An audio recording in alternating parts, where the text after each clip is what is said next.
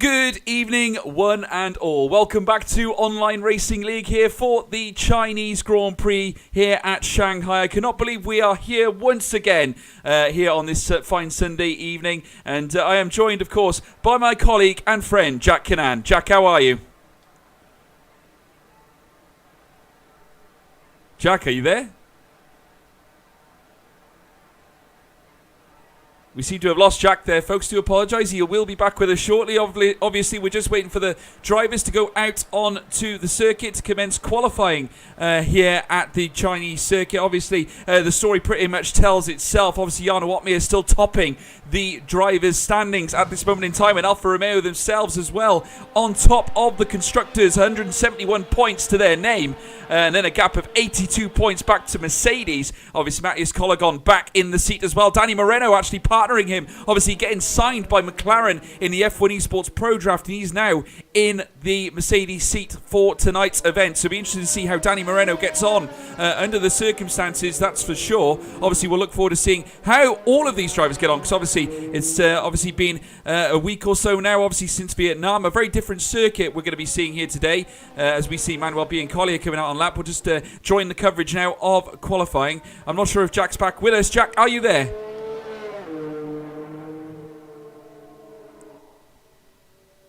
No, we certainly are still missing Jack at this moment in time, folks. So obviously he will be back with us shortly. We're just going to wait for the screen to resolute here at the Chinese circuit. Do bear with us. We will have the action brought to you as soon as possible. Obviously, we're delighted to be here, of course. HYPERX sponsoring ORL as always. And it's always a pleasure to be here, certainly, as we have the live coverage back. The feed is available. Manuel Biancaglia here in the AlphaTauri, who, of course, won the Italian Grand Prix here today at Monza. Of course, that was Pierre Gasly getting his first ever Formula One victory. And in fact, other than that, he actually managed to get his first ever lead in Formula One as well. He's never led a Grand Prix before, but he did it today and managed to net his first win in Formula One. A very proud moment for Pierre Gasly.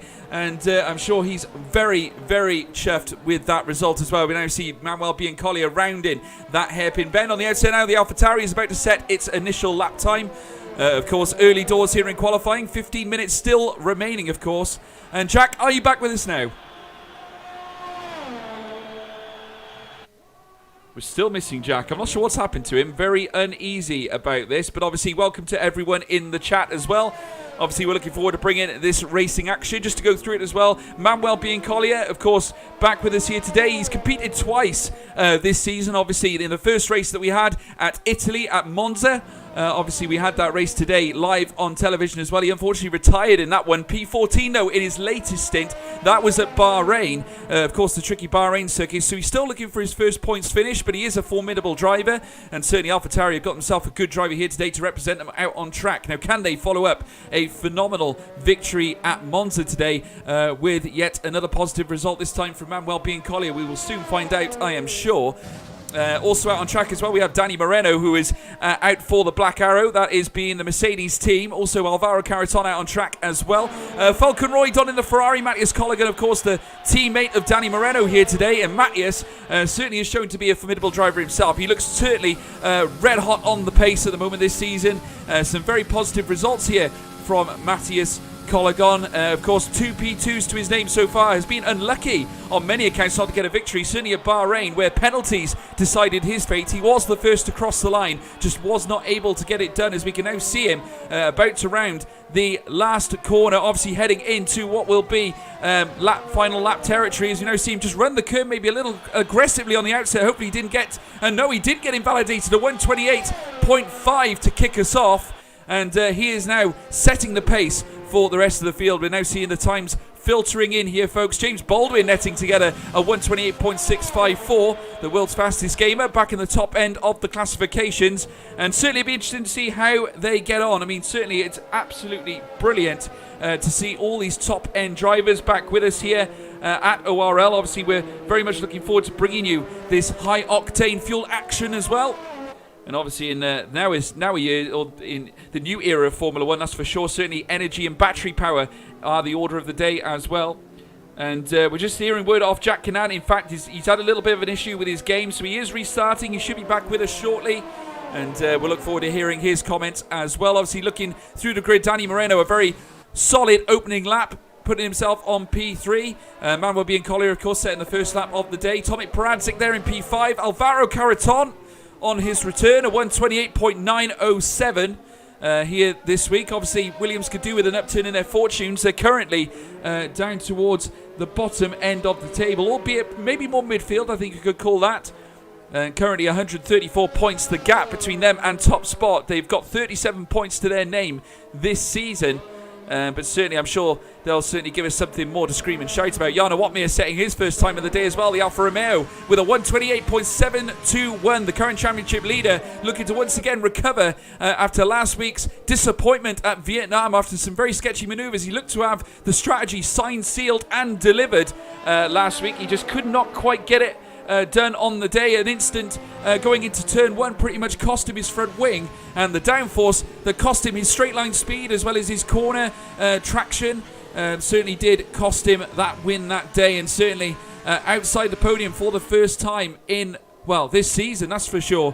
Certainly not like the Dutchman to be outside of the top end of the classifications. I'm sure though he'll be looking to rectify that here today, and as things goes on and track devolution comes into play, we'll start seeing some quicker times filter through, and certainly that'll be a like for the Alfa Romeo driver, that's for sure. As we're now seeing there, the Renault just passing there. That must be Fabrizio Donoso there, and indeed it is.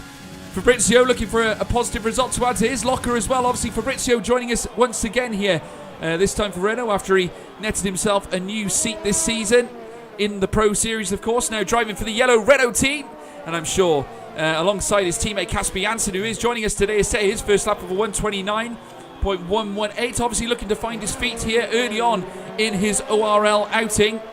Obviously this is the first time we've seen Casper here today, but like we said, like many of the drivers getting picked up in the Pro Draft, he is now driving for this Renault team, so it'd be great to see what he can do, and we'll look upon him with great interest, that's for sure, as he comes into the pit lane. But Matthias Collegon still leading the charge here. Josh Idawu now in P4 after setting a 128.706, and the Haas driver looking to almost end his run of misfortune, really. Unlucky himself, the Welshman, not to net a P1 for himself, as we see Matthias Collegon and James Baldwin both leaving the pit bay once again. These drivers certainly aren't messing about, hitting laps out on the soft compounds already. I know in recent weeks we've seen medium tyres being used on the opening laps just to see where these drivers can suit themselves throughout the circuit. And as we see there, Jack looks like he's joined the line. Jack, does this mean you're back? Currently loading back in, guys. So hi everyone, back again once again. I had a little bit of a scare with the game. Had to restart the whole computer. It completely froze up my whole laptop, but I'm loading back in currently. Cannot see what's going on just yet, but I'll update you when I can. Brilliant to have you back with us, Jack. Obviously, we'll have you giving us your view over the current classifications when, of course, you are available with us in the lobby. I'm sure we'll be looking forward to hearing what you have to say, certainly about this field. I've got to say, this grid is absolutely mesmeric. We've got some incredible drivers out on track. You can see more cars just filtering out there. There's Jarno Watmir out on another outlap. Obviously looking to try and topple the Mercedes of Matthias Collegon, who is currently on top step. We're already within 9 minutes remaining here in qualifying, and certainly this is when we'll start to see the quicker laps come into fruition. I'm hoping we'll see some 127s being filtered through, so already we're hitting the 128.5s. I'm sure we'll get well into the 127s as the track warms up, and certainly as we can now see Jarno Watmir roaming around that left-hand curve. Obviously, a very winding circuit is China. Very much a model on a traditional circuit, as we now see Jarno Watmir taking that double left-hander. And it certainly is a very tricky circuit indeed. Of course, not forgetting that swinging, spoonish type corner that can obviously, if you don't take it right or you don't follow the line, it can certainly catch you off guard and throw you right outside. And you've got that gravel trap there you can see on the edge. You certainly don't want to venture into that. Obviously, that will cost you a lot of time, as we now see Jarno Watmir making his way down the stretch. Obviously, Danny Moreno, he's out on a fast lap. Let's ride on board with Danny Moreno and just see how he gets on as he makes his way down towards the next right-hander. Just breaks after the 100 there, and he tries to merge onto the curb to try and give himself the best exit. Doesn't even brush it on the outset. A very tidy job indeed by Danny Moreno, who is in the black arrow of the Mercedes here today as he rounds the next left into the next swinging right-hander now. Following that line, just clinging to the curb as best he can. And certainly as he rounds the next left, you got a double left-hander here and a semi-straight, which will lead you up to a semi-chicane. As he comes down now, you usually break between the 100 and the 50 to this point. Swallow some of the cup. A bit of a lock-up there from Danny Moreno. That's not ideal as he now rounds the spoonish type curve here. Heading round, this is turn 13, of course. Heading down the main long straight. We'll call this the back straight, of course. Under the Armaco banner as well, as he makes his way down past the DRS line where he will punch it, I'm sure. By the looks of it, though, I'm not sure if he's actually using the DRS at this point as he makes his way down towards the hairpin bend. And indeed, as he makes his way around this curve, let's see what sort of time Danny Moreno can set here as he comes up towards it. It looks like this could be a faster time as he comes across, and I wouldn't be surprised if it is as he comes across towards the line. Can Danny Moreno take top spot? He does! A 128.482. Danny Moreno makes it a partnership with Mercedes on the front row of the grid, at least for the time being. Jack, great lap time. Fantastic. Mercedes 1-2, 28-4, 28-5 from Matthias Collegon. James Baldwin in there nicely as well. Manuel Biancalila, of course, bringing AlphaTauri right up into the top 5. And if you haven't watched the race today, the real one from Italy, I think you should watch that because AlphaTauri did a little bit well in that one. Josh Idowu top 5 now as well, in front of Jarno Opmeer as well. Just seeing Nicholas Matteo topping into 8th place. One of the Williams coming across the line now. That was Sven Nöller in P11, so it's 10th and 11th for Williams at the moment. But currently Mercedes taking the spoils and a couple of tenths in front of the rest of the field. Doing an excellent job, but certainly I feel more pace to come in the Alfa Romeo of Jarno Opmeer. Certainly is. Jarno Opmeer now coming across the line, looking to commence another lap. I think the last one was invalidated, of course, so he'll be looking to set a faster lap time. Obviously, some comments in the chat, folks. Please filter them through. Always great to see. Always great to hear from yourselves. In the grand scheme of things, I know there's a few questions being raised, of course, about the absence of Speed Barry and, of course, Freddie Rasmussen. Much like various other drivers on this grid, you'll see a lot of drivers switching around, and obviously much like the Pro Series, teams are sort of giving other drivers a chance, like for example Casper Janssen, who is sitting in for Nicholas Longuet here today, who is of course watching this race, I can see, just to give themselves a little bit of race practice, obviously, as this ORL grid is certainly a very high performance grid indeed. A lot of these drivers you will be seeing taking part in the Pro Series in the next 5 weeks.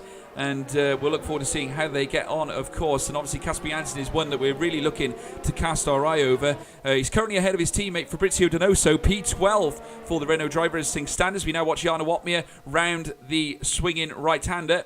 He's now taking his, making his way down the long stretch. And the DRS not quite open yet. I don't think he's setting a fast lap on this occasion, saying that I am mistaken. He is in fact opening the DRS, heading down towards what will be the hairpin bend. Is this going to be an improved time from Jarno Opmeer? It doesn't look like it will be. Already looks to be hindered. It looks to have hindered, his lap time, and does indeed come into the pit lane. Simon Vigang, though, he's a man who's looking for a bit of improvement here. Jack hasn't really had the best of luck so far this season, certainly not in comparison to what he was like last season. A string of 4 retirements in Bahrain, Brazil, of course Australia, and many other tracks as well. He's come back, obviously he came back to Vietnam, and he actually didn't race in Vietnam, but he's making his return today and could certainly do with an upturn in his fortunes. Certainly could, and one man that, of course, we're keeping our eye on, Josh Idowu, currently P1 in the Haas 28.40, and this man can't quite get that elusive win. He was close in Bahrain, he was close in Vietnam, it came right down to the wire, but he just couldn't get it. But is this the day that Josh Idowu finally gets it done here in China? But currently he's 800 of a second quicker than Danny Moreno, Matthias Collegon, P3, then James Baldwin, P4, and Manuel Biancalila, Jarno Opmeer, Simon Vigang, Tomek Peradze, Nicholas Matteo, and Alvaro Caraton in P10. We're still waiting for the likes of Bent Sabo, Tina Nakarinen to set some representative times down there in P18. As far as I can see, nobody's opting for anything for an alternate strategy. They're trying to qualify inside the top 10 on a set of medium compound tyres. No sign of that today because it doesn't look like it's going to be too easy to do. But James Baldwin currently the only man out on a timed lap at the moment. Everybody else is in the pit lane with 3 minutes left. Absolutely, James Baldwin making his way around. He's the only car really out on track as Ben Zabo comes out to commence an outlap. We're going to be seeing a huge amass of cars coming out last minute. This means the track is going to be extraordinarily busy at this late stage of qualifying. 3 minutes to go. Squeaky bum time here in China, folks. and certainly we'll look forward to seeing who's going to tickle the top end. Josh Idawu with the advantage, though. A 1:28.402 at the moment is the best time. That is the bar that these guys have got to hit, as we now see James Baldwin come across the line. What can the world's fastest gamer in P1? A 1:28.324. He tickles the top end as his teammate Tomek Paradzik comes out onto the track. And what a coup that is for the world's fastest gamer. Certainly not losing any of that pace, moving from real life into the virtual world. Comfortable as ever, James Baldwin, 1:28.324. Now remember, the race is wet, so qualifying is ever more crucial. It doesn't matter what tires they're going to start on, because all of them are either going to be starting on intermediate or wet tires. So it's all about just all-out pace here. And we'll see what happens, because the free tire choice outside of the top 10 does not apply if the race is wet. Everybody gets the same choice of tires. So it's a flat-out TT session we're going to be watching here. Everybody's out on the track apart. Well, actually, I was just about to say, apart from Casper Janssen, but he is now on track. 20 cars out on track trying to set a lap. James Baldwin has already put in a time, but I think he's now harvesting the energy to go again. Well, this is certainly going to be a commentator's nightmare here, Jack. We've got near enough 20 cars out on the... Well, in fact, we do have 20 cars out on circuit, and 18 of them out on outlaps. So we're going to be seeing lap times galore filtering through, and they've all got to set lap times this time. They haven't got another chance to do it, because we are down to the final 1:30. It looks like we're going to be seeing a wet race, like you were saying, Jack. So these guys have got to try and net the best times possible here on this circuit. It's going to be unbelievable. I'm looking forward to seeing what happens, that's for sure. As Fabrizio Donoso is out on a fast lap himself, looking to improve on his misfortunes this season. Of course, the Renault driver, who's had a very difficult start, certainly, to this season. A retirement last time out, and a P18 at Bahrain. Hasn't been the ideal start for Fabrizio, has it, Jack? No, absolutely not, but he's kind of coming fresh back into F1 esports now as Fabrizio, so he's getting his eye back in that Renault car, and obviously just getting himself used to the racing once again. But I'm sure after a couple of rounds now, he's got his eye in, and we're going to see what he can do. He's in Sector 2 now, coming through the S's into Sector 2. Through this tricky double left-hander as we head towards sector number 3, which is the flat-out long section at the back of the circuit, which actually the entire circuit resembles the shape of the Chinese character Shang. That is why this is the whole reason they've built it in this particular shape, and that's why they have that big long straight in order to make the character that is needed. So down the back straight, Fabrizio Donoso, the DRS will open on the Renault, and he's got to now be spotting his braking for this hairpin at the end. We're going to see now, where is he going to brake here as they approach towards the corner, just at the 100 board, down from 200 miles an hour down to 60 kilometers an hour as they come down towards the last corner. Now Fabrizio Donoso,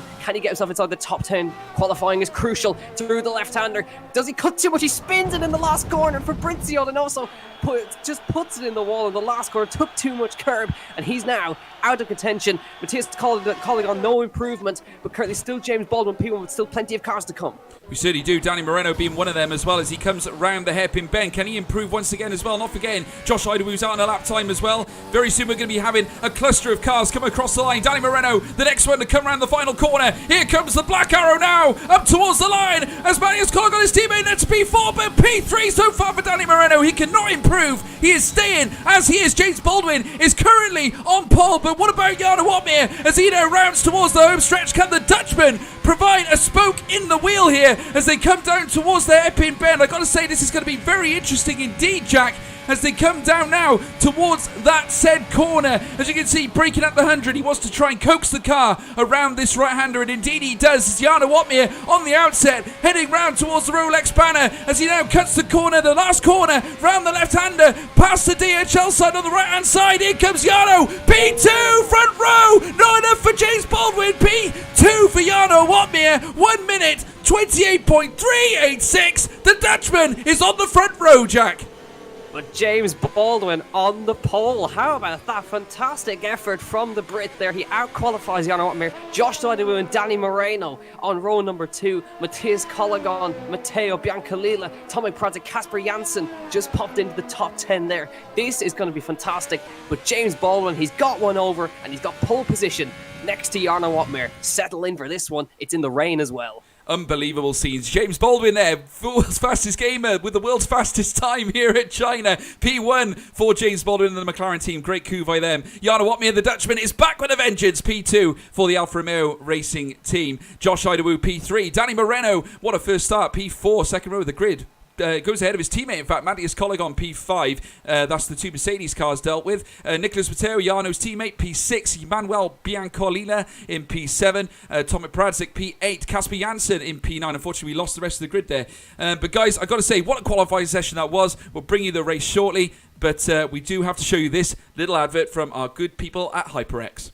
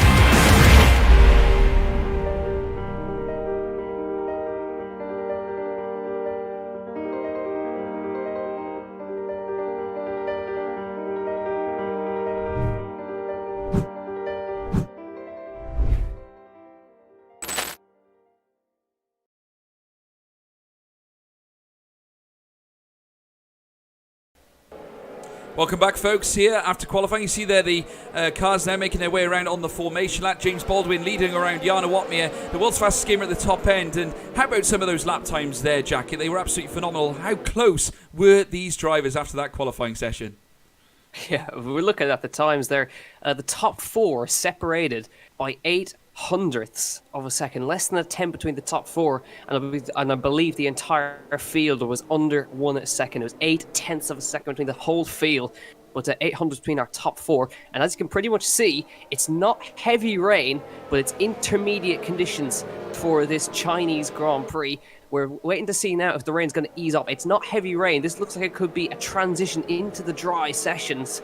28 laps around here. Everybody on the intermediates, everybody's on the same tire. So everybody's on the same strategy. If it eases off, this is where it gets fun. Who's going to be the one to go onto the dries first? Well, look at the top end. Baldwin, Otmere, Idawu, Moreno, Collegon, Matteo, Biancolila, Janssen, Paradzik as well, Nardi, Weigang, Tino Nakarunen, Kalsifer, Nameless, Caraton, Alvaro Aznar, as well as Sven Noller, Fabrizio Donoso, Falcon Roy, Ben Zaba. What a stacked grid full of true high-performance esports athletes making their way down the long stretch now. And I got to say, as you now see, I think Fabrizio's had a bit of an issue there, disqualified from this session. So Sven Noller. So those two obviously came together at some point during the formation lap. They will be heading straight to the grid indeed, as we now see James Baldwin make his way around indeed.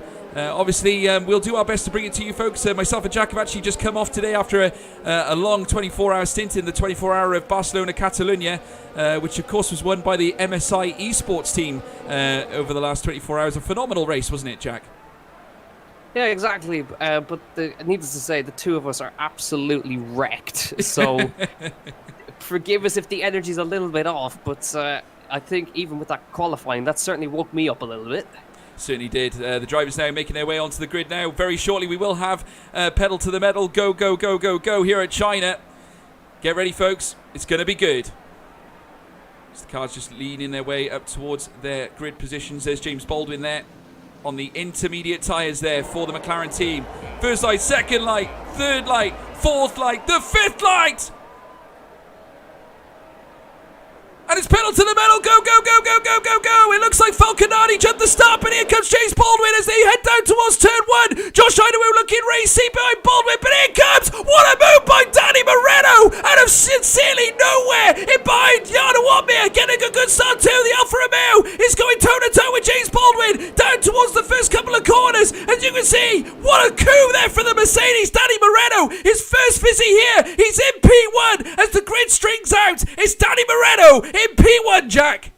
Danny Moreno nailed that start from the second row of the grid. Managed to make it 3 abreast with James Baldwin up the inside. And we can see now a couple of moves. Matthias Colligon's had an absolute shocker down to 9th place. Tino Nakarinen into the top 10 now, side by side with the Mercedes through the S's. And Nakarinen slots ahead of them now. But what a fantastic getaway from the Mercedes.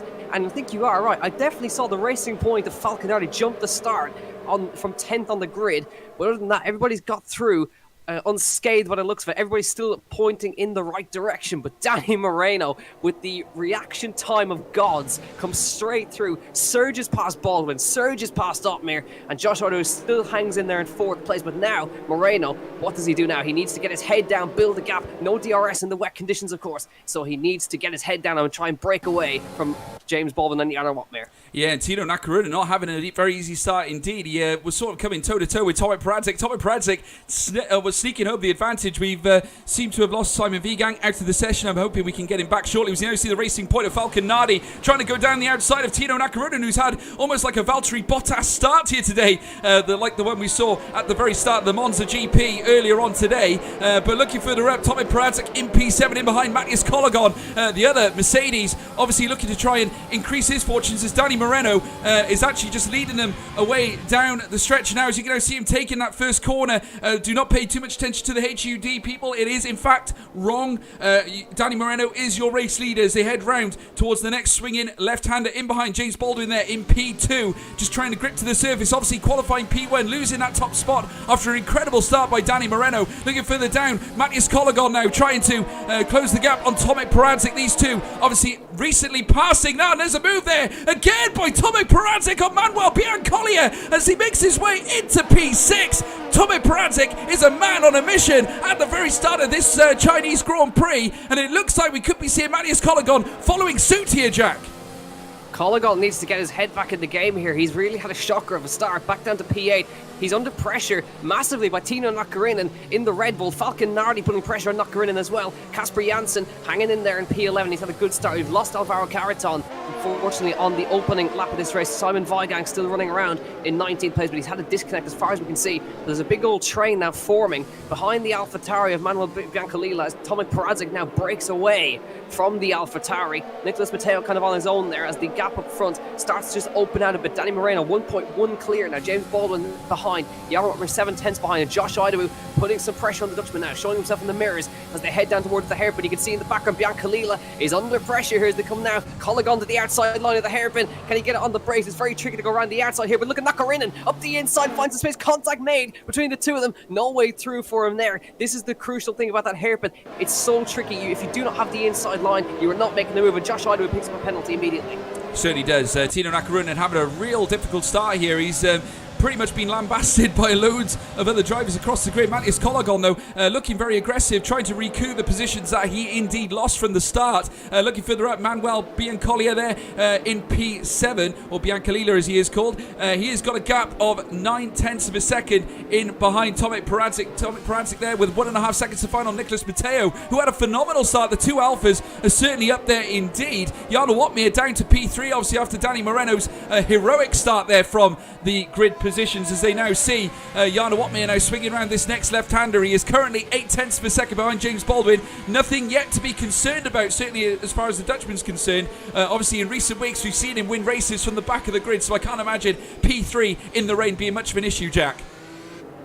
No, absolutely not. But even in this early stage, the drivers will be feeling their way around still, learning the line. So they've adapted very, very quickly to these conditions. As you can see, Biancalila now just got a small gap over Colligon on that previous time by. Managed to build 0.8 of a second. Tino Nakarinen still putting pressure on the Merc here, but he's also under pressure from Falcon Nardi in behind. Casper Janssen also closing up to the back of them as well. You can see Calcifer is also in there with the Ferrari of Nameless. Sven Nerler, Fabrizio Donoso with the Alvaro Aznar, Falcon Roy and Simon Vigang, who's ways down the field now with that disconnect. He's down in 18th place, so the 17 cars are still pretty much close together, with James Baldwin closing in a little bit on Moreno on that lap by, and no sign of the rain abating just yet. But I reckon as we get further into this race, I think that rain is going to ease off. We're going to have a transition into the dry conditions. and that's where the strategy calls have got to be made perfectly. As we come across line for lap number 4, Moreno, Baldwin, Opmeer, Idaho, Matteo, your top 5. Paradzik, Biancalila, Colagon, Nakarinen, and Nardi are your top 10. Still all very close together, but still learning the conditions. Yeah, and Calcifer currently trying to close up to the Renault new boy Casper Janssen, who's currently in P11 in his first start here at ORL. Not doing too bad at all. He's currently maintaining that mid-ground position that he held in qualifying, and he's now trying to track that of Falcon Nardi, obviously trying to close that gap. It currently weighs out at about 1.1 seconds between those two. Calcifer currently half a second in behind Casper Janssen. But looking further up, of course, Tino Nakarinen has got a lot of work to do because, of course, if you remember from the start, he got bullied on the track there and was pretty much forced down the classifications. Tomek Paradzik being the first of the drivers to really push past him there in his orange McLaren, and he's currently 1.6 seconds. So he's leading the, I would say, the second group of cars around this lap 4 of 28. You can see there in behind him, Manuel Biancalila there in P7 for the AlphaTauri team. What an amazing day it would be for them if they could coup a positive result here again, this time in ORL after their extraordinary performance today at Monza. Pierre Gasly, of course, getting that win. Congratulations to him, of course, in their home Grand Prix, as you can now see the AlphaTauri team now making their way down the stretch. And, of course, Tino Nakarinen is closing the gap. He's now within half a second of Matthias Colagon. Looking further up, of course, Jana Watmere is still chasing on James Baldwin. It looks like the rain might be beginning to die off, like you say, Jack. We could be in for dry sooner than we think. I think so, yeah. It's definitely eased off a lot. You can see there's a little less spray than we saw in the earlier part of this race. It's going to take a little while as James Baldwin is in now. Has he noticed the conditions immediately? Oh, and Nicholas Matteo is also in for a stop. Now let's keep an eye on Baldwin. What does he do here? It's quite dry out there. Is he switching to slick tyres here as we come into the pit lane? It is going to be a set of the hard tyre for James Baldwin. So the conditions were spot on there. He's managed to switch to the hard tyre. Double stack for McLaren. Paradzik is in. Janssen in onto the mediums. But James Baldwin trying to go long into this. Is he going to try and do the whole race distance on that single set of the hard compound tyres? He spins the rears on the way out.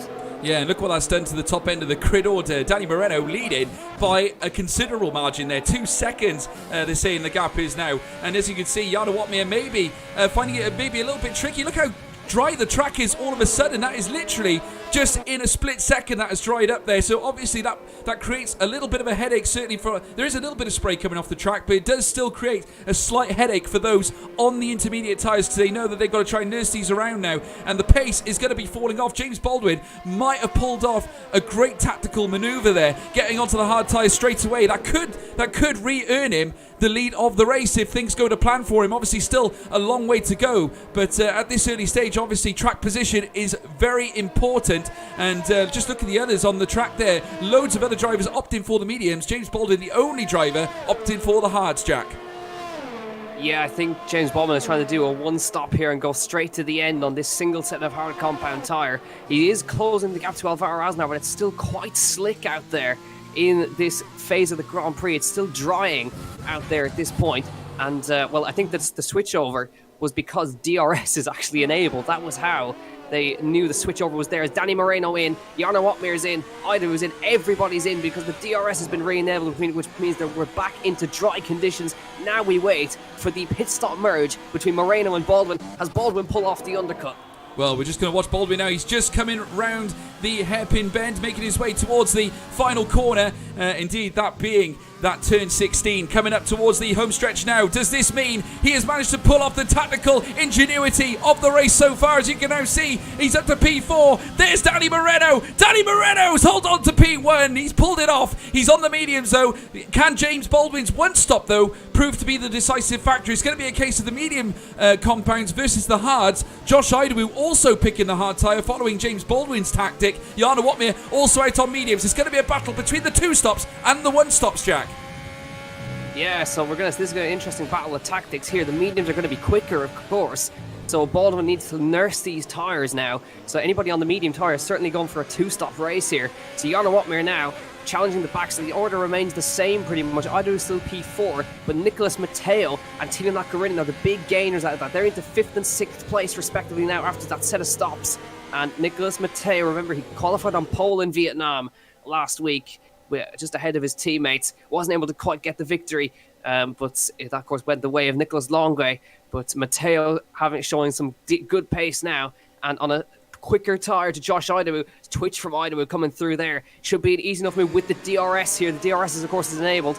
The guys are finding it tricky to get past in the wet conditions. Look, Idawu sideways through the long right-hander. That is how tricky the exit is in that corner now. Here we go. DRS open for Matteo. I think Otmir's going for Baldwin as well. P2 for Jarno Otmir and P4 for Nicholas Matteo, respectively, with the DRS pass on both occasions. Jarno Otmir into P2. And now he's on the same strategy as Danny Moreno. It's Moreno versus Otmir now. Certainly is, and looking at it on paper now, James Baldwin obviously probably wasn't too concerned about that. He knows that he's only going for the one stop, and at this moment in time it only seems prudent to maybe just stick behind Jarno Otmir and try and get the toe and catch up the group to Danny Moreno, which is certainly on the cards, I think. So James Baldwin might be trying to play a little bit of a tactical game here. Certainly would make sense. Obviously he is on the slower compounded tyre. Obviously looking to try and take them to the end, as you quite rightly said, Jack. Looking further down, Josh Idawu perhaps trying to do the same thing. He's trying to follow Nicholas Matteo around, who's on the medium compound.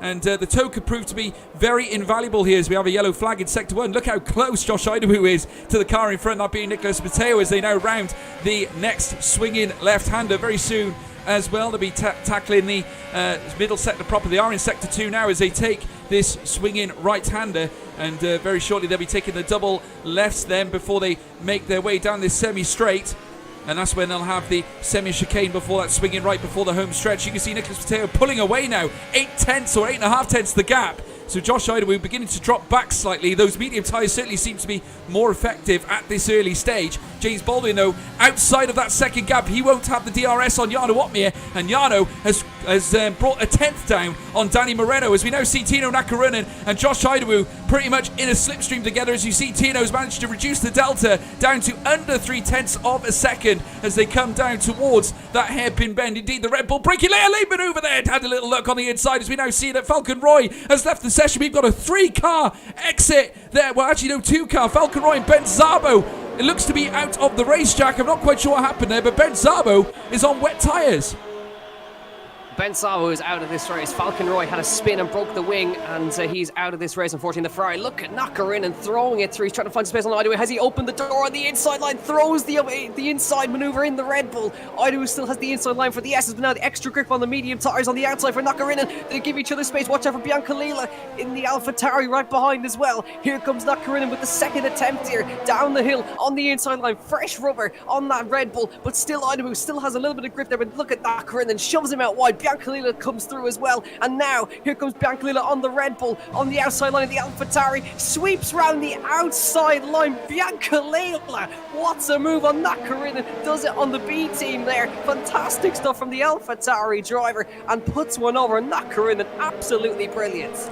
Manuel Biancalila, only 2 starts. This will be his 3rd start in ORL after a retirement in Italy and a P14 at Bahrain. He's come here and turned up the heat here at China, and what an overtake there, a double maneuver in this lap of lap 8:28. The AlphaTauri making its way through. What a day they've had, certainly, as they make their way down the stretch. And Biancalila certainly looks quick here. He's within 8 tenths. He's in about 8 tenths, 8.5 tenths of a second behind Nicholas Matteo, who is in P4, and that the gap seems to be reasonably wide now between the top 4. Looking further down, of course, we've got Josh Idawu and Tino Nakarunen and a string of 4 cars. This is your DRS train at this moment in time here in lap 9 of 28. Obviously still a long way to go yet, folks, as Kasper Janssen is beginning to close on Tomek Peradzik, who is also closing on Josh Idawu. So this looks like your DRS train. Obviously Josh Idawu in the middle. He's sandwiched between these cars on the hard tyres, so he's going to be reasonably slow. He's going to rely on the DRS in order to stay in tow of Tino Nakarunen. So it's going to be a really interesting to see how things pan out for Josh Idawu. But obviously James Baldwin P3, and he's got a considerable gap to Nicholas Matteo.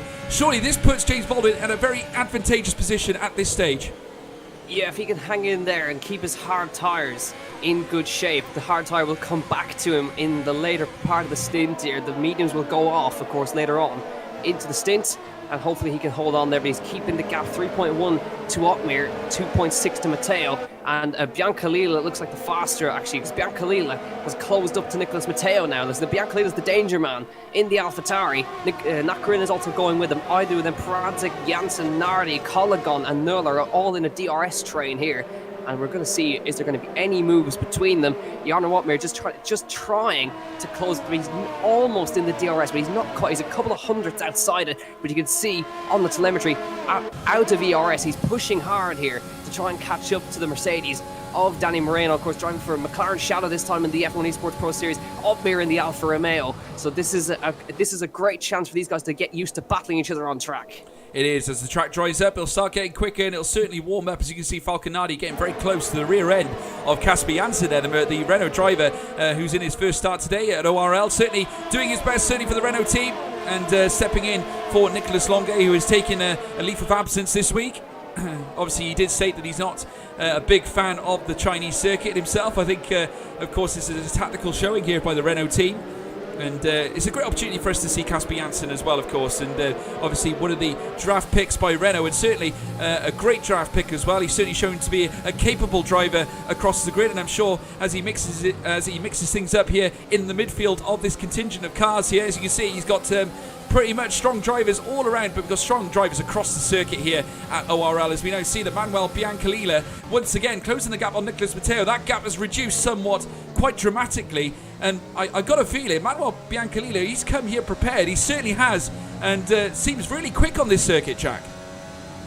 Yeah, absolutely. Looking in the comfort zone now, catching up to Nicolas Matteo, and he's firmly in the DRS now. He's also got ERS to use as well as they come round the long right hand. There'll be DRS for Biancalila this time, no DRS for Matteo, but also at the same time, Matteo also took time out of Baldwin on that lap. Here we go, AlphaTauri versus Alfa Romeo here. DRS open on the AlphaTauri. It's going to be an easy move. Matteo defends the inside lines. Biancalila is going to have to outbrake him into the hairpin here with the overspeed on the outside line. Going to try for the cutback line underneath. Can he do it? Matteo defends very, very nicely there, and he has to hang back, but there's another DRS section right here. Second bite of the cherry for Manuel Biancalila here as they come towards turn number 1. There's a 3-second penalty that's going to go the way of Biancalila as they come towards turn 1. Here comes Biancalila now. Where does he go? Outside line. He's done it before. Around the outside, touching wheels coming through turn number 1. He has to run wide. Nakarinen sticks it up the inside now as they come to the exit here. Biancalila has to hold on there, but as a result, Matteo picks up a 3-second time penalty for the corner cut. So either way, he's going to fall back there, but this is costing Biancalila time to try and catch up to the leaders. And would you believe this, Jack? Rain starting to fall once again on this circuit here at China. That could throw up a curveball here. Surely we're not going to be going back on the intermediates, and that'll certainly throw a little bit of a spanner in the works, certainly for the drivers on track. Can you see the droplets are beginning to fall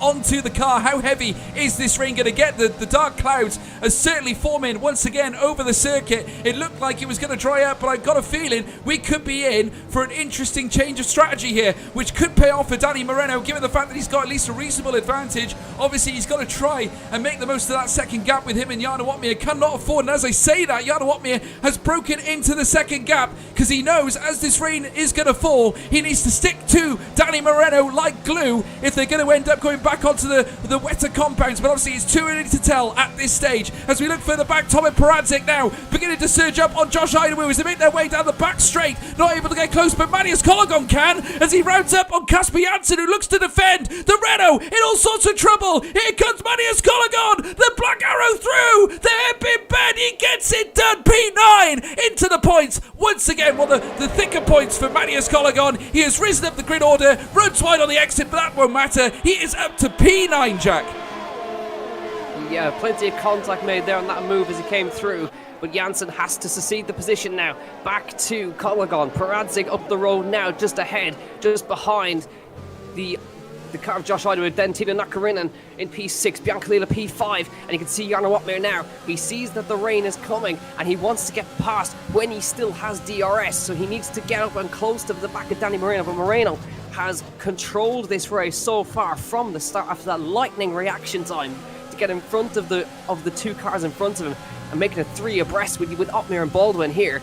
But now it's going to be a tough one. Oh, Moreno's going wide and getting sideways, and I think that might have gifted Jarno Watmir a bit of DRS here for the back straight. We're going to see the detection points right there on the track as they come around the right-hander. We're waiting for that DRS disable sign to come up if it's going to be wet enough as they come now. Does he still have DRS activation? Yes, he does. So he will be able to close up to the back of Moreno, but he doesn't have a hell of a lot of ERS to close up with. But either way, the pressure is on Moreno now. He is, and that delta time is beginning to close up. Can you see that? 7/10 of a second now. Jana Watmir behind Danny Moreno. That's as close as they've been throughout the start of this Grand Prix.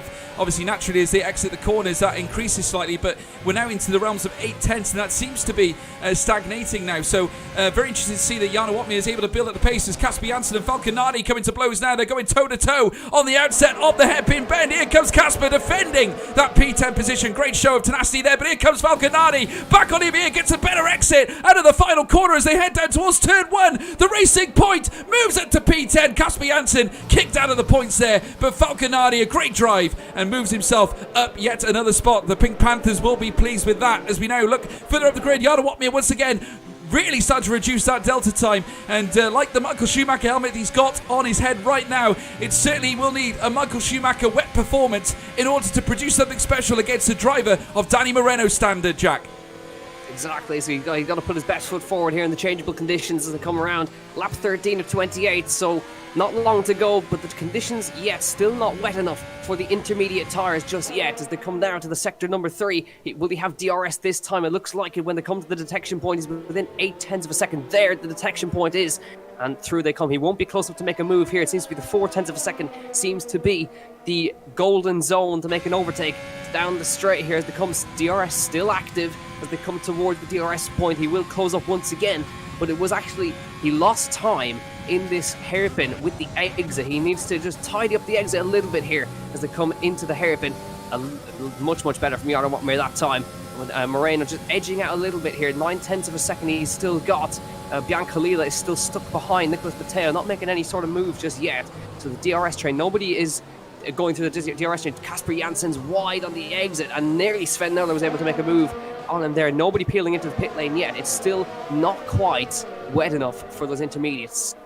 Of course, Sven Nöller getting closer and closer. Casper Janssen maybe struggling with the changeable conditions here at the circuit of China. Certainly does test these drivers massively with the fact that they have to change their tyres, and obviously not ideal circumstances for any of them, but of course they're all in the same boat as we now see Sven Nöller all over the back of Casper Janssen. Obviously, if you've seen the news recently, the family of Williams have pulled out of the team after today's race at Monza, so obviously a very sad day for Williams, but if Sven Nöller can do the business here for Williams, that will certainly go a long way, I can imagine. But obviously Dorilton Capital now looking after the team of Williams. Great to hear that the name will be kept as well, at least for the time being, and a great show of I suppose of servitude there for the team of Williams, and we do wish Claire and of course Sir Frank Williams all the best for the future. Of course, I'd imagine they'll be supporting their team from at the TV screens as well, maybe even turning up to a few races as well. But credit to them indeed. They formed a great team that's Williams, great heritage,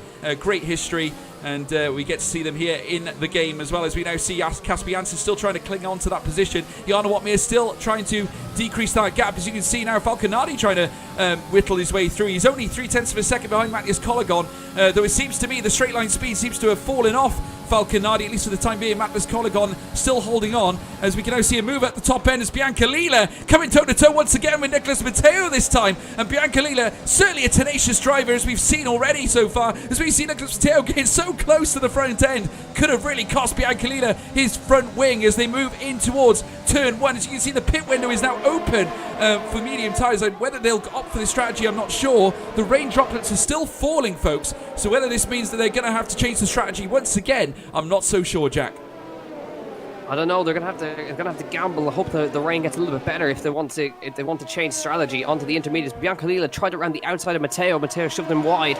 Nothing he could do. Ida also tried to knock her in, and that time by as well.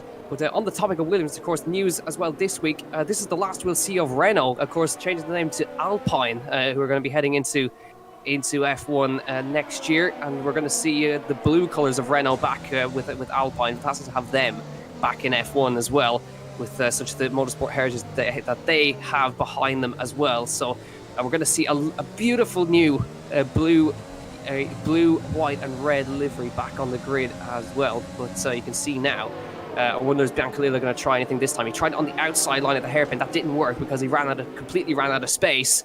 Jana Watmir, what does he do this time? As he comes down to the hairpin, he's still too far back, and the rain's still not heavy enough to warrant intermediates. If the DRS is disabled, that is when it is wet enough to change to a new set of tyres.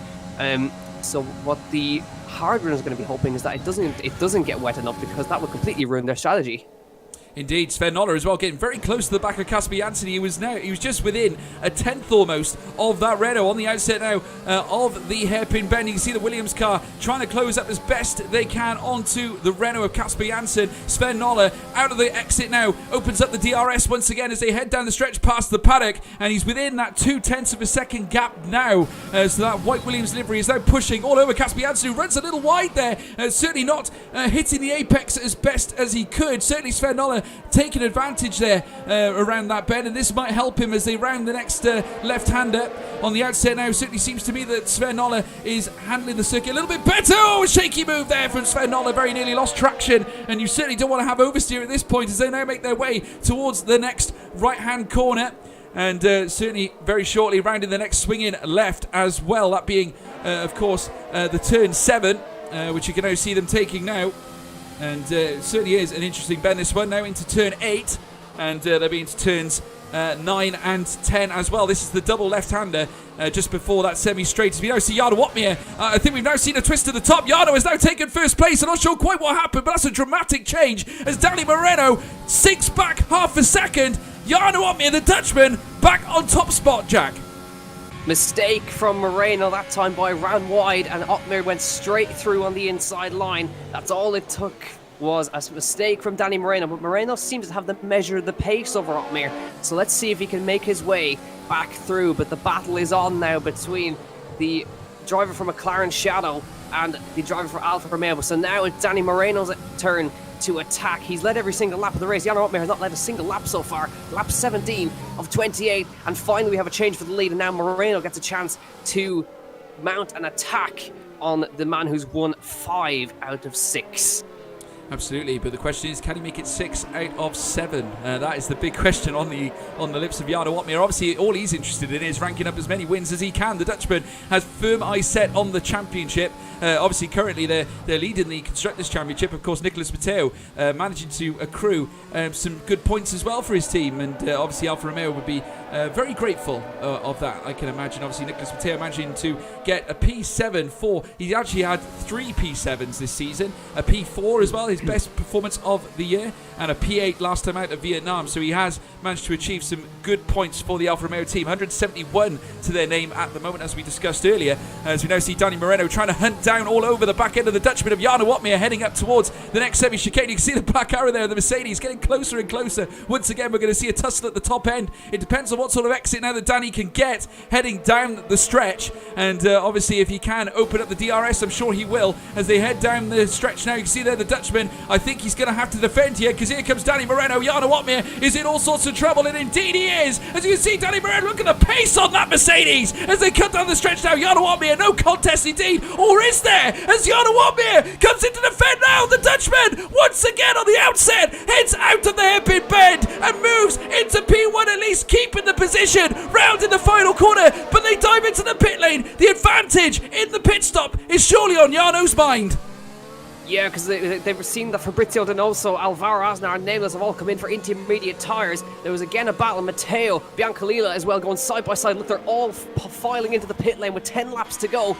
Now, it's intermediate tyres for Moreno. Does Otmir do the same? I'd imagine he will do, because the grip out there is virtually non-existent now, and they come out nose to tail between Otmir and Moreno, but Otmir is the leader. Calcifer has decided, you know what, I'm going to stay out and take the lead on the dry tyres. Calcifer is your new leader for now, but the grip is virtually non-existent, and Otmir is trying to go straight through on the inside. Moreno's going to get impeded now with that, as they just back in front again straight away somehow. But Jarno Wotmir now trying to get himself past the car of Calcifer here, but it's certainly still Moreno. Still, the gap is virtually the same, and Calcifer decided to stay out, and Moreno's going to get impeded. Did he hit the back of the Red Bull there as they came through the right-hander? Does he have wing damage as a result of that now, as he comes through on the inside line? So it's still now Otmir and Moreno, but the gap is about 9/10 of a second. Baldwin 6 seconds back. That the hards he was hoping that it would stay dry for the entire race, but it just hasn't, and has not paid off for him.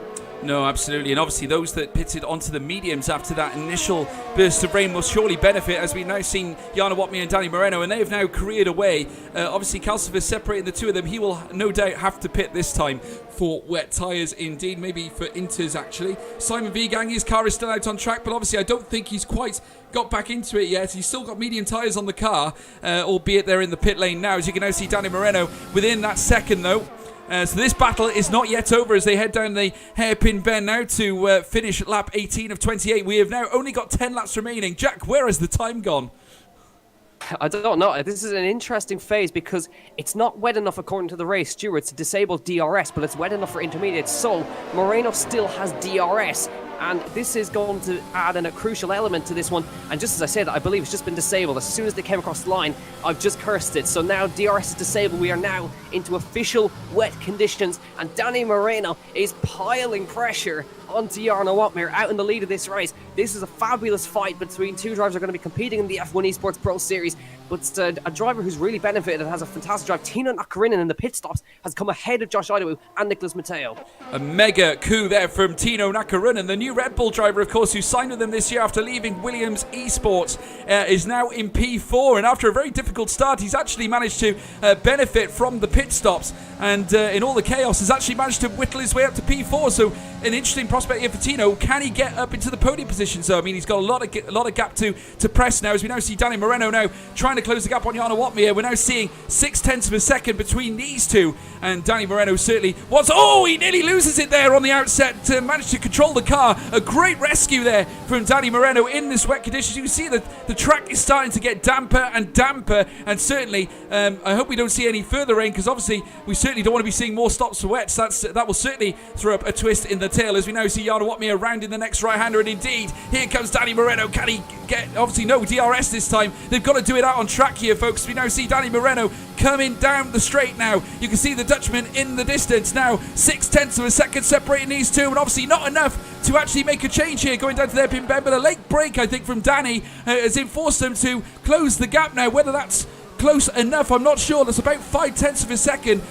So obviously there's still work to do for Danny, but they're very, very close. We could yet see an overtake further down the road here, Jack.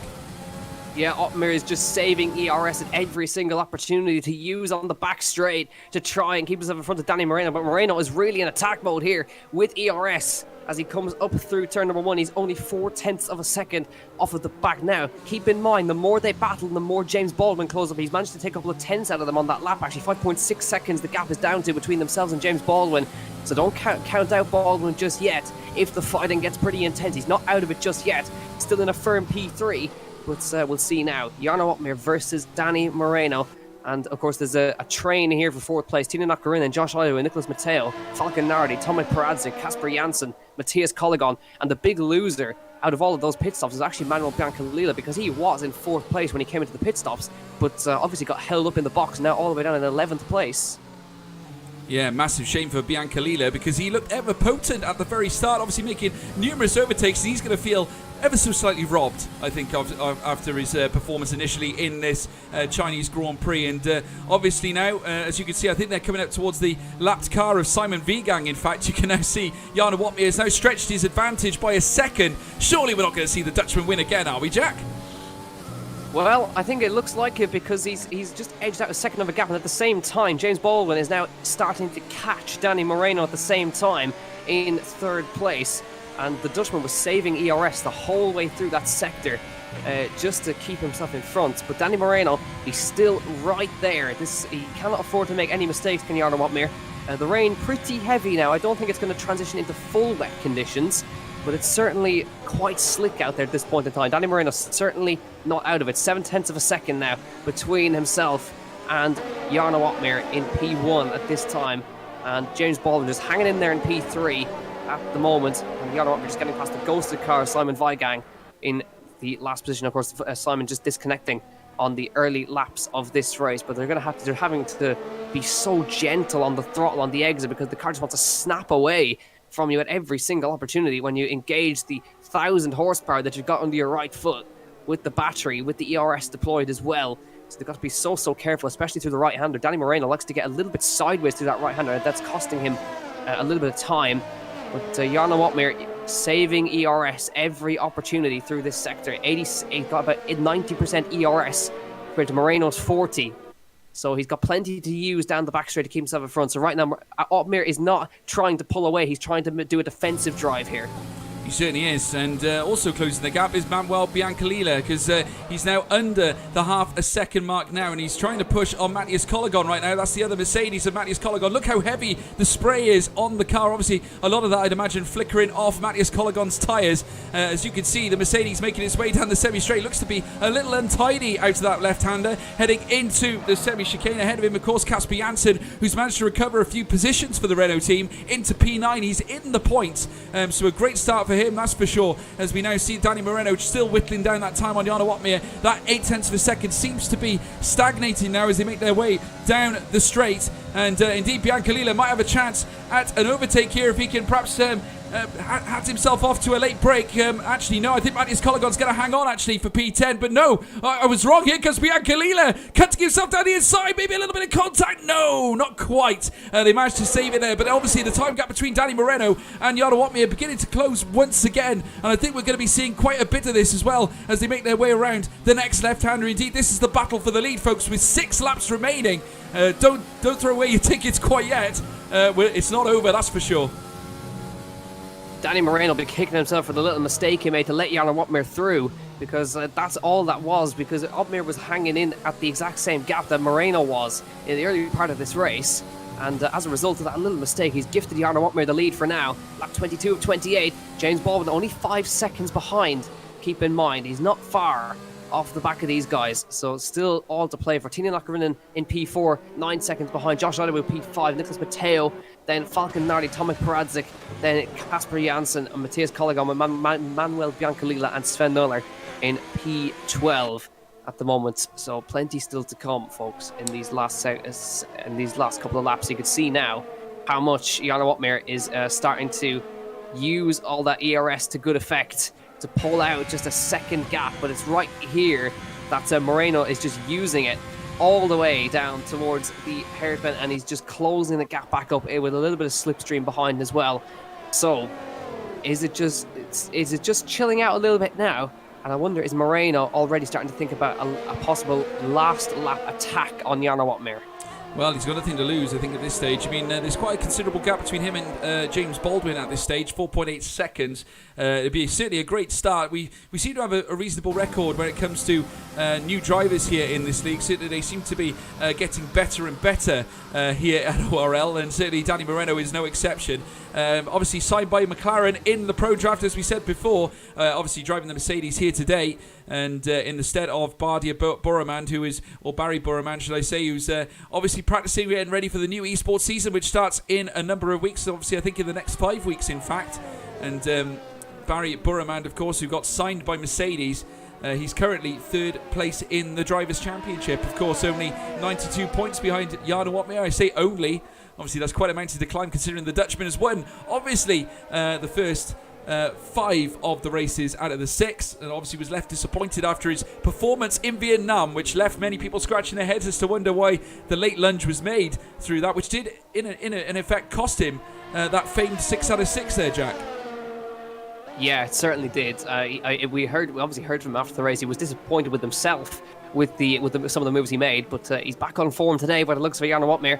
But Danny Moreno, he's trying to keep the one-off drivers look going, because of course last week Vietnam, Nicolas Longuet took that win. Danny Moreno on his first appearance of the championship, fighting for the win against Jarno Otmir, but Jarno Otmir trying to go for 6 from 7 in this championship, and he doesn't look to be going to be challenged at the moment. So Danny Moreno, does he know something we don't? Is he just keeping pace now with Jarno Otmir? Just trying to size him up a little bit here, seeing where he's weak, seeing where he can possibly try and overtake. It seems to be out of this last corner that he's able to close up a little bit. In the background there, not far behind them, George, is James Baldwin, 4.7 behind as Falcon Nardi makes a move for 6th place on Nicholas Mateo, and the racing point on a good run here, P6, and now 1.8 seconds behind Josh Odowu, who is they're just making their way through past the lapped car of Simon Weigang. But James Baldwin hanging in there nicely, actually. Yeah, he's maintained that 4.7 second gap, and that is pretty much stagnant, as we now see Fabrizio Donoso go into the pit lane. I'm not sure whether that's for damage. We'll just have a quick look to see what's wrong with that Renault. And he's retired from the session. He has left the session. So the Renault is out. They're down to just one. That's Casper Janssen, who is in P9. Jarno Watmir now still leading the way, though. And that gap of 8.5 tenths of a second between him and Danny Moreno has pretty much been the same since, well, over the last considerable lap since we've left that pit lane. But still, he's still within a chance, is Danny Moreno. Any mistake can be made, certainly in wet conditions. But Jarno Watmir is certainly proving to be a very formidable opponent for Danny Moreno. But nonetheless, he's still in the contest here. We've only got 4 laps remaining here, folks. Don't go away. This is certainly going to be a corker as you know, round the next right-hander. As you now see the Dutchman bombing down the stretch once again. In behind the black arrow of Danny Moreno, trying to close the gap. See James Baldwin coming into view now in behind these guys, and certainly doing well to maintain obviously his position of P3. He's currently 4.3 seconds behind that of Danny Moreno, so he's doing considerably well considering the interchangeable conditions and the fact that he pitted on a compound of the hard tyre when other drivers obviously had pacier medium compounds on, and then the rain started again. Not the ideal strategy for James Baldwin, but who could have considered that the rain would be with us once again going through the race? Exactly. Now, I was just checking penalties. No penalties for the top 2, but Danny Moreno is on 2 warnings. He cannot afford to cut the track again. He will lose 3 seconds to Jarno Watmir, and he's got to be careful. He cannot afford to cut a corner. So 2 warnings currently for Danny Moreno. I'll have a quick look again for the warnings for Jarno Watmir, and as we just have a quick look here, Josh Idawu starting to put pressure on Tino Nakarinen for P4, and a Welshman on for another good result here today. Certainly is, and it'd be interesting to see how he gets on. I mean, obviously, I'm just watching James Baldwin now just scale his way around the circuit. Now 4.3 seconds. The gap between Danny Moreno and Jarno Watmir is now spread once again into the second mark. Whether that will be maintained, I'm not sure. I mean, certainly they seem to be, I suppose, skillfully weaving their way through this circuit as things stand. That second gap has not shrunk, though. But obviously, I'd imagine when they go down the back stretch, Danny Moreno can try and close that gap as best he can. He wants to try and stay in tow of the Alpha as best he can. Obviously, with 3 laps remaining, he doesn't want Jarno to get away from him as they make their way down the stretch. And certainly Josh Idawu, as you said, the Welshman, coming back into the fray, trying to roam up on Tino Nakarinen. Tino looking for his best result of the season at this moment in time. I believe this will be his best result this season as he now rounds the next right-hander, because certainly his best result this season is 6th that he got at Italy when he was driving for Williams. And of course his most recent performance, retirement at Vietnam. So this will be a great race, or a great result for Tino. If he can actually keep hold of that P4 position, it'll be his best result of the season, and certainly his best result for Red Bull. Absolutely, yeah. Now, quick check of the race director. 2 warnings for Danny Moreno, 2 warnings for Jarno Watmir. So either of them are on the cusp of losing 3 seconds to either one of them. So neither one of them can afford to cut a track, because they will lose a chunk of time to the guys behind. So they're on the limit as per usual here in ORL, lap 26 to 28. And James Baldwin again closing the gap down to 4.3 seconds. And I'm sure he's aware now, if either of these guys get penalties, he may be able to capitalise. If he just closes to within 3 seconds and hangs in there, just in case, he may be able to sneak something here. Well, how can we forget Bahrain, when it looked like Matthias Collegon had that race by the scruff of the neck. Jarno Watmir with a superb drive, managing to whittle his way through the field and getting the P1 at the death. He didn't even know that Matthias Collegon had a penalty, and he ended up winning it at last minute, just crossing the line within the penalty that Matthias Collegon obtained. And who can forget, of course, that Josh Idawu got a puncture down the stretch. He could have had a P2 finish, but unfortunately he had to submit that due to Jarno Watmir overtaking him on the straight just before the home stretch at Bahrain. And unfortunately Josh Idawu was once again relegated down to that final podium spot. But as you can see, he's here once again trying to battle with Tino Nakarinen, and he's managed to close the gap down to 0.8 of a second, so credit to him. Casper Janssen also putting the gap down between him and Tomek Paradzik, who's managed to pull the gap down between him and Nicholas Mateos. We could be seeing a few battles before this race is done. Obviously these guys looking to try and maximise their points offering here today at China, and I'm sure we'll see a few twists in the tail before the end of this race. But as we move into lap 27, Danny Moreno and Jarno Watmir still leading the charge. Yeah, I think Jarno is just in complete control now, because Danny Moreno has used up all of his ERS, where Jarno is just managing it beautifully at the moment. 60% ERS versus about 8% for Danny Moreno currently. So he's not able to keep up at the moment with the pace of Jarno Opmeer in these wet conditions. I've just checked as well, James Baldwin also on 2 warnings. So he can't afford to run wide either. Neither can either of the top 2, so it can all change at the very last moment if one of them just makes a slight slip in judgment, especially Jarno Opmeer. If he cuts a corner, he gets a 3-second penalty, he hands the win to Danny Moreno. And of course, Danny Moreno is in danger of losing. Well, he may be able to hold on to 2nd place, but if he manages to get in front of Jarno Opmeer and then cut a corner, he's in trouble. So lap 27 to 28, but Jarno Opmeer managing this absolutely beautifully at the moment with that ERS and using it to beautiful effect on the back straight. Danny Moreno just not able to keep up, and 1 lap to go next time by. I think we're going to see Jarno Opmeer go 6 from 7. I think we could do, but Danny Moreno is going to try and throw everything into this now, though he has got to be conscious of James Baldwin, who is still in that 4.2 second gap.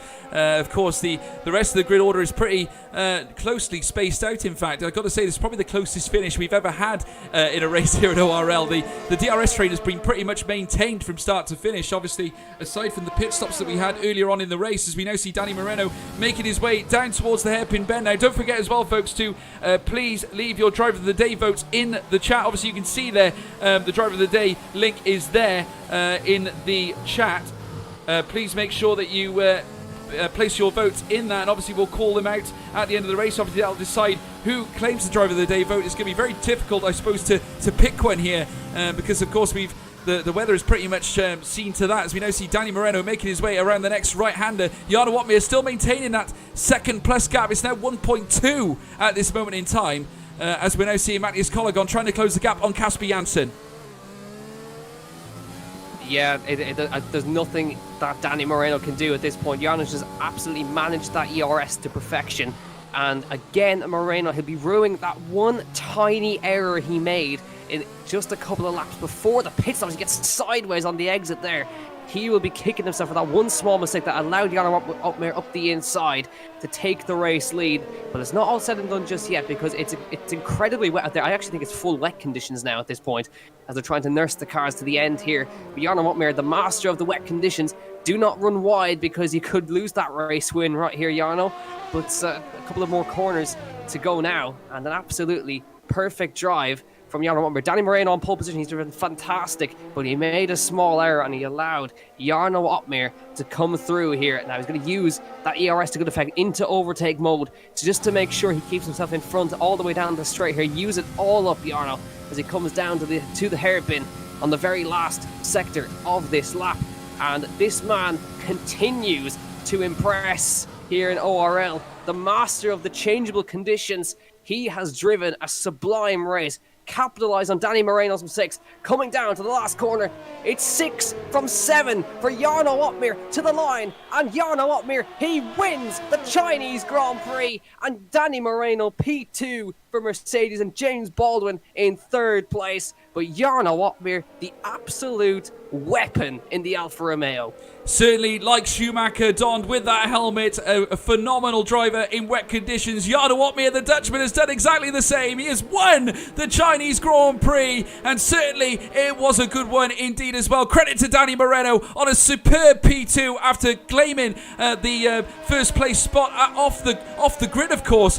Phenomenal start he had indeed. Let's keep an eye on him, of course, for the rest of the season. James Baldwin, of course, who was on pole for the start, his first pole position of the season, finishes in P3. Once again, a podium finish for the world's fastest gamer. Well, the first time this season, a podium finish for the world's fastest gamer. Driver of the day has been given to Tino Nakaruna. No surprise after his recovery drive later on in the race. The Red Bull drive will be pleased with that, but never in question. Jarno Opmeer is your winner of the Chinese Grand Prix. Once again, takes top step, raises his award, certainly with a smile on his face, or David Tenitza's face, as we can see there.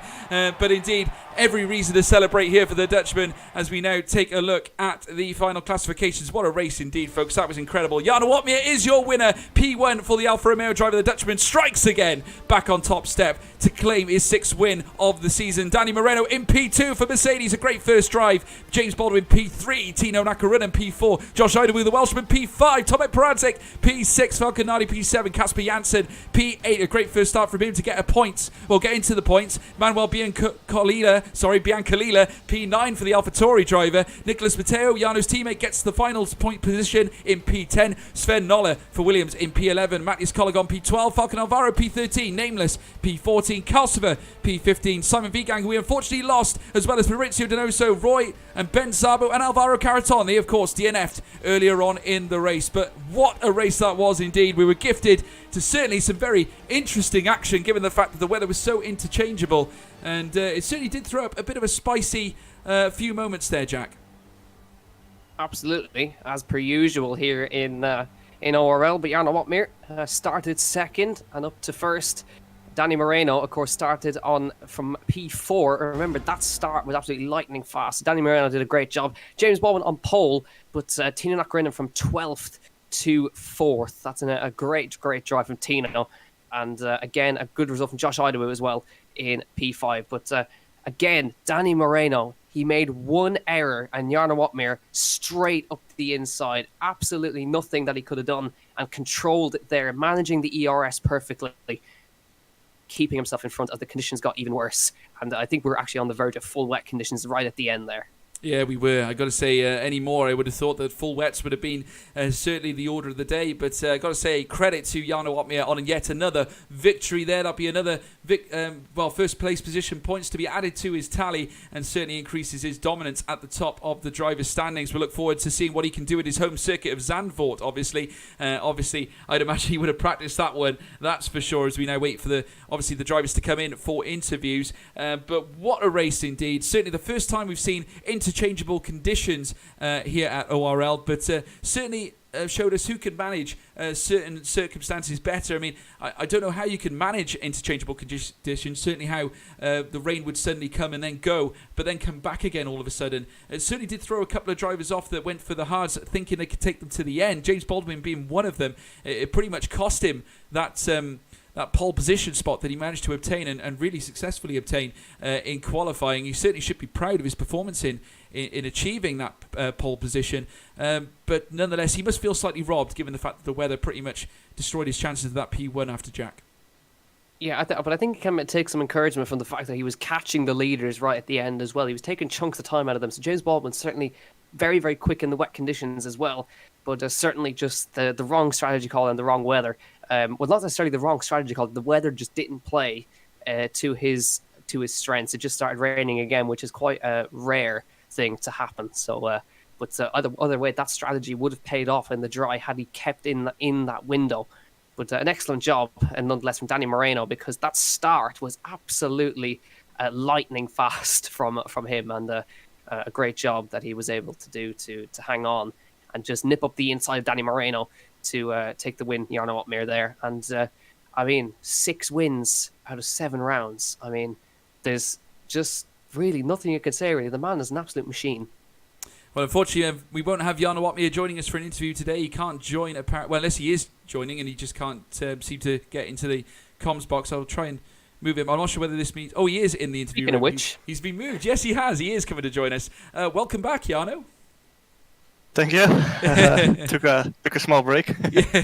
Obviously, yeah, a moment of leisure for you last week. Obviously, didn't quite manage to get a podium spot last week, which is obviously a shame. Couldn't quite get the 6 out of 6, but you managed to get a 6 out of 7 with a win today. You must be very pleased with your performance out on track, certainly given the interchangeable conditions. Yeah, obviously it was very tricky with strategy, and obviously the conditions weren't easy as well to drive in. Yeah, certainly happy to get the top step again after making that stupid mistake in last week's race. So yeah, it was a good race. Yeah, it was. I got to say, pretty elementary race. The pace seemed to settle down rather quickly. I think it had to.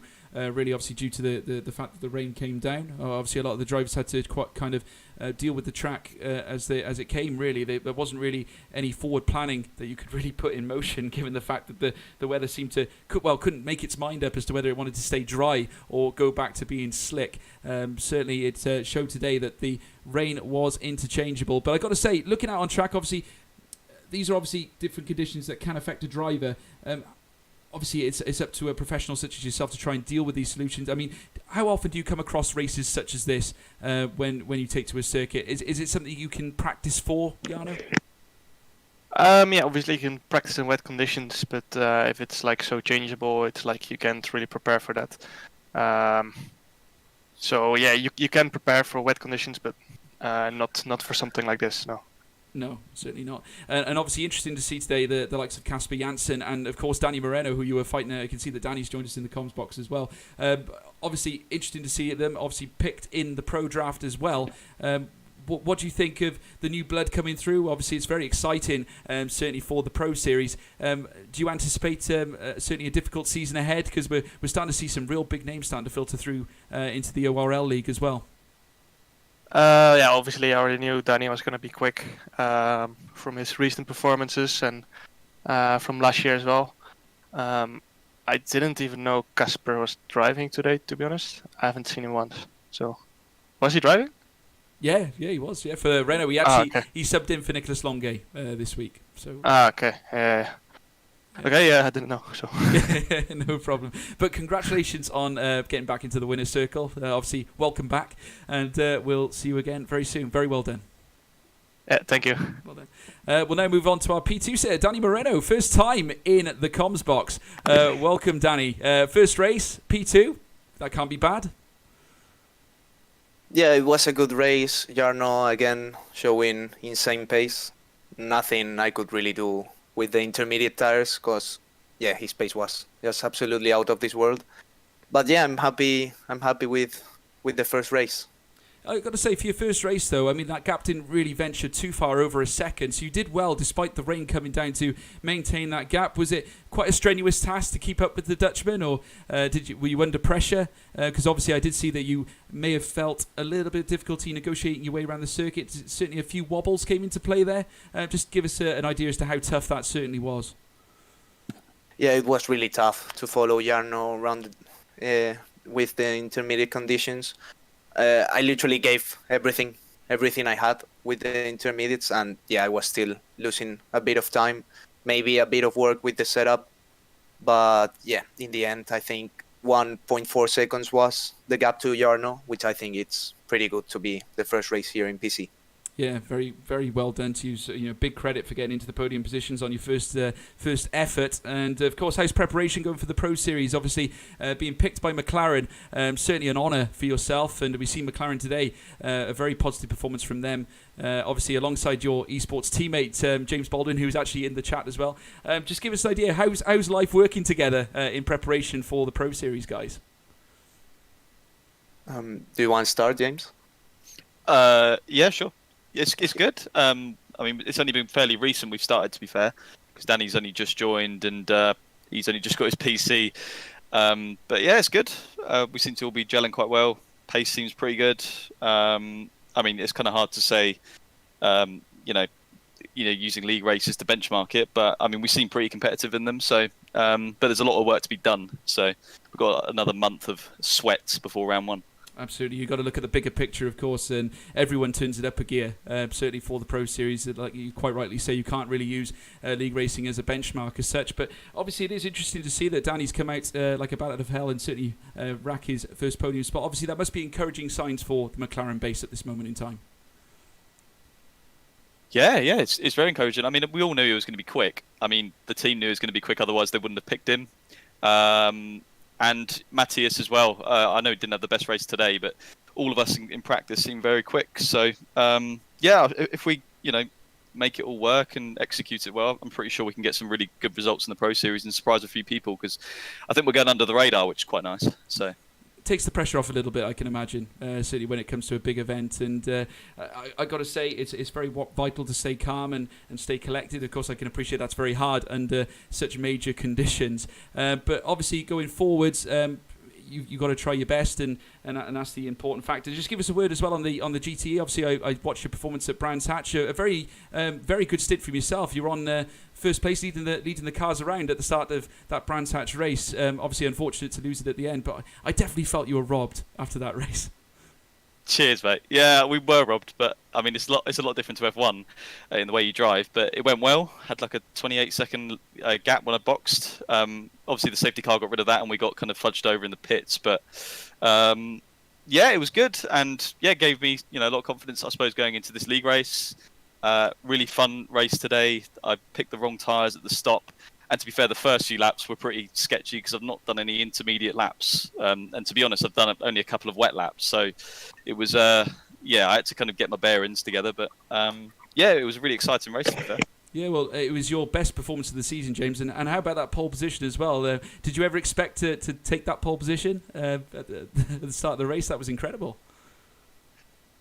I didn't know, really, to be fair. As long as you hit your PB or maybe better it, you don't really know where you're going to end up. So especially with people like Jarno and Danny, Tino, etc. on the grid, you're always up against the top or the very best in the game. So I suppose it was a little bit surprising, but hopefully, I can do more of that come the Pro Series. Yeah, absolutely, and we look forward to seeing it. So many congratulations to both you and Danny, and I wish McLaren all the best, certainly when the Pro Series starts in the next 5 weeks. So credit to you guys, and obviously we look forward to seeing you. Hopefully it'll be poetry in motion, guys. Cheers, thank you. Thank you. Take care, guys.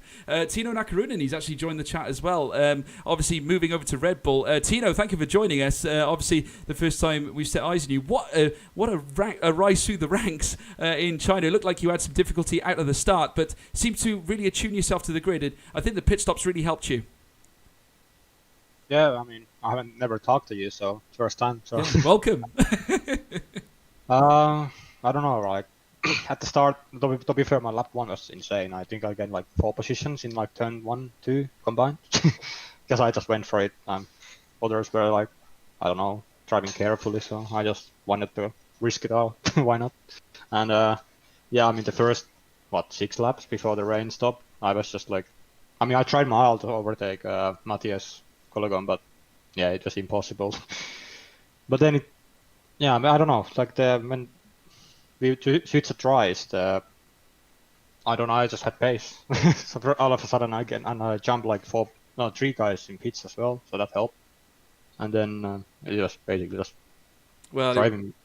Well, saying that, I mean, it was like watching the Flying Finn, Mika Hakkinen, all those years ago for me. It was really impressive, I got to say. I take it we'll probably be calling you the Flying Finn in future as well if you keep on pulling off stuff like that. But credit to you. Just obviously talk us through, obviously your coupe to Red Bull now. You've moved from Williams. How is the transition going? Are you feeling comfortable? Obviously now that you're in the Red Bull car leading up. Obviously they were Constructors' Champions last season.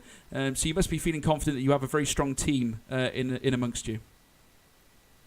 Yeah, I mean, I can really see how they work. That they are world champions, so that's obviously different compared to Williams. But yeah, I mean, it's a huge upgrade. You have also like the best driver in this game as your teammate, so Freddie. So you can learn a lot from him. So. Yeah, I got to say, right. You almost see him grind his way. If you look at him on stream, of course, he's very stern-faced, isn't he? He's always focused to the end result. And obviously, it must be really interesting just to see how he works and obviously maybe understand how he generates his pace. How much of a workhorse is he? Give us an idea. He does a lot of work. Not giving nothing away? No. Secret.